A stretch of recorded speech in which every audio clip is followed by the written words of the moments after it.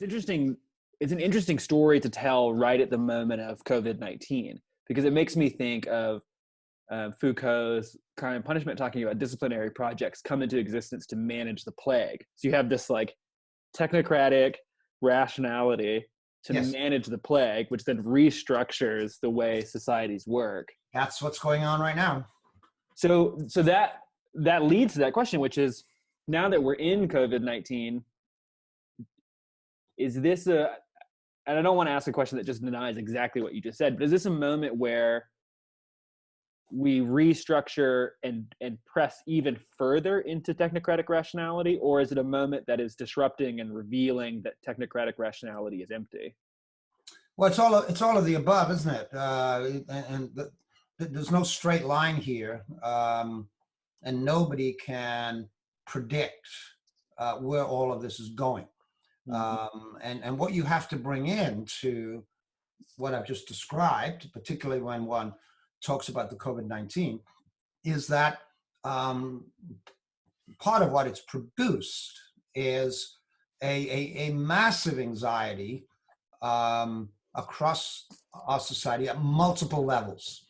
Like it is, what would I say? It is bizarre in the extreme that we have, in a space of 2 or 3 months, produced a social space in which people are actually afraid of other people. Where, as I did 2 days ago, I'm walking down the street and somebody 200 yards away stops and steps back so they don't get close. That's what we've produced.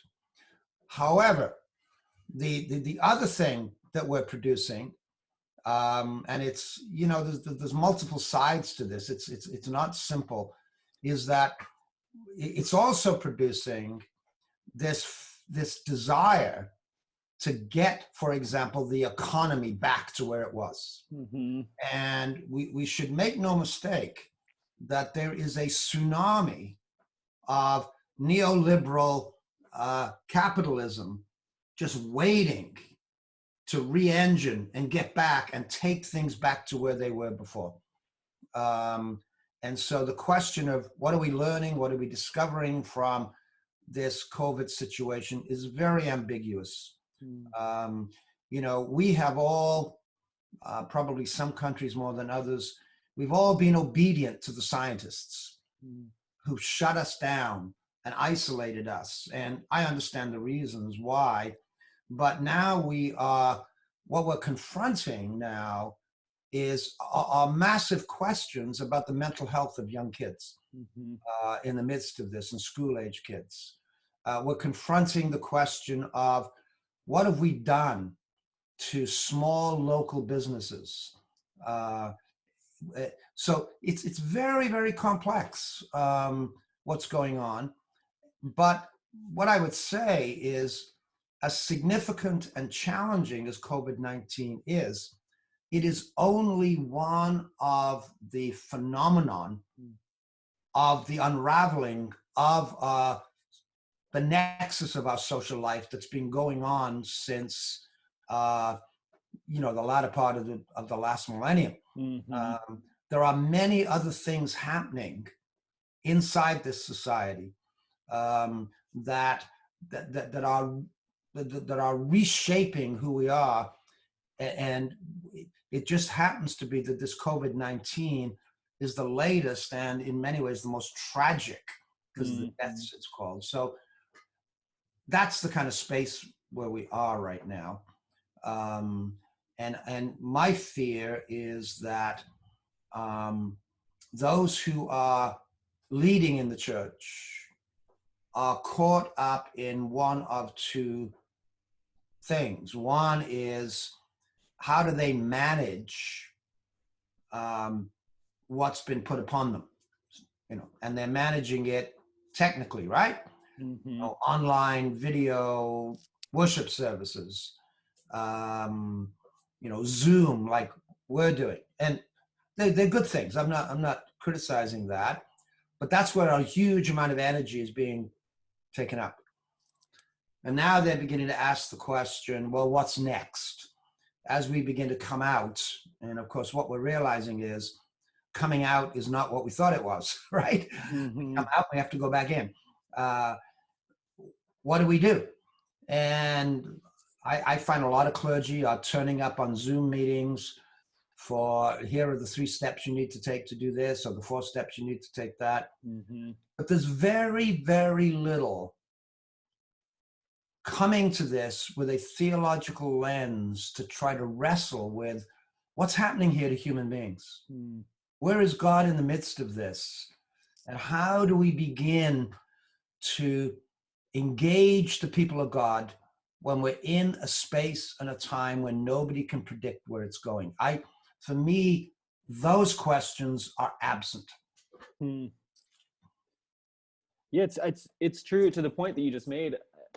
Like I feel like every day I get an email from some random religious organization that is offering me steps and tools for how to reopen, for how to like do church in the midst of COVID-19, from ministry resourcing sites to even our church mortgage company is offering us.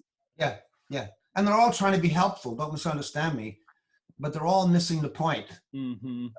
The point being, who are we as those formed to be leaders in the community of God's people? Or how do we behave as God's people when we're in these kind of spaces? Mm-hmm. And there's very few people wrestling with those questions. Or what might God's Spirit be saying to us in the midst of all of this? Mm. Now, of course, one of the things that's happened is that the lockdowns and the closing of buildings and the inability to have large gatherings has gone to the core of the identity Mm-hmm. of clergy at this moment in time. Because our identity, certainly in the modern era, has been formed around our capacity to gather people in buildings and do certain kinds of religious things. Mm-hmm. And that's been shut down, right? And so we, the ordained, were the holders of the sacred. We were the ones who were the performers of the liturgies of the sacred. And that capacity has been taken from us, which is why we're eager to open again. Mm-hmm. But, at the same time, what's happening, to use Kavanaugh's language, is that the sacred has migrated. And the sacred is turning up in the neighborhood. And the holy is being seen in completely unexpected places. Mm-hmm. We used to see people who served behind the counters of supermarkets and whose language wasn't always ours, or plumbers, or people who worked in those kind of non-global places. We didn't used to see them as important. Now we're beginning to see them as almost holy sacred people Mm-hmm. for the work that they're doing for us. And that's become very confusing, because now it raises the question of, where is God? Where is the sacred?